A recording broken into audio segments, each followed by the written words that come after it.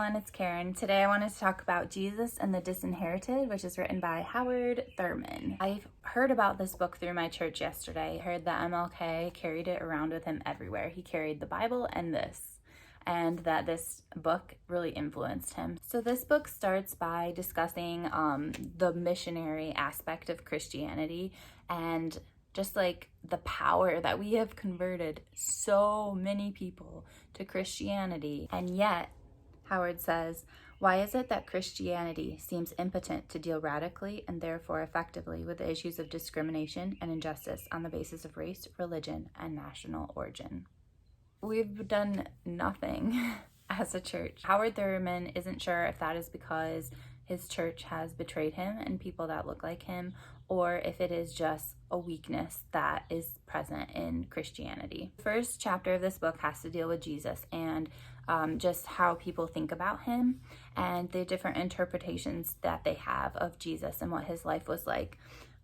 Howard says, but few of these interpretations deal with what the teachings and the life of Jesus have to say to those who stand at a moment in human history with their backs against the wall. He goes on to talk about how that is exactly who Jesus was designed to help, how we kind of have Christianity as this more like perfect little religion for perfect little people, and that's not at all what it was intended to be. So when we look at the life of Jesus, Jesus was, number one, a Jew.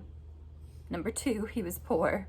And number three, he was in an area that was completely occupied by Romans, and his group of people were just super mistreated. So when we talk about a people whose backs are against the wall right now, like Jesus is a perfect example of somebody in a very similar situation, and yet Christianity has morphed into this thing that it was never intended to be. Howard Thurman then talks about how to get along in this environment where people are kind of against you. And he goes through a few different options that people have. First of all, you could assimilate. So in the situation with our country right now, you could try to act white. When you try to act like something you aren't, or you try to assimilate, it kind of is a loss of self-respect for you as a person and for who you are. The other thing that you can do is try to reduce your difference to zero.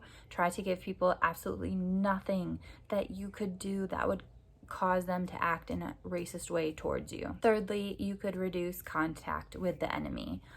So just try to surround yourself with people who are the same as you and try and stay as much as you can in with people who are like you. So those are the ways that you could engage in non-resistance. If you want to resist, there are two main ways. You can resist with your actions or with your thoughts and attitudes.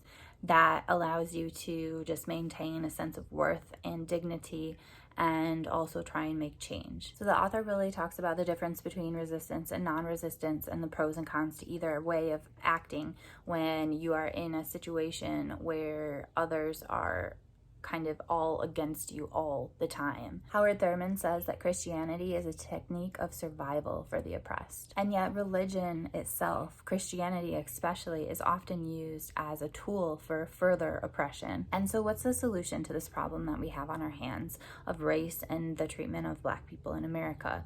The solution is love. Howard says the crucial question is, can this attitude, developed in the white heat of personal encounter, become characteristic of one's behavior, even when the drama of immediacy is lacking? So that's Jesus and the Disinherited. I am curious if you've read any other works by Howard Thurman.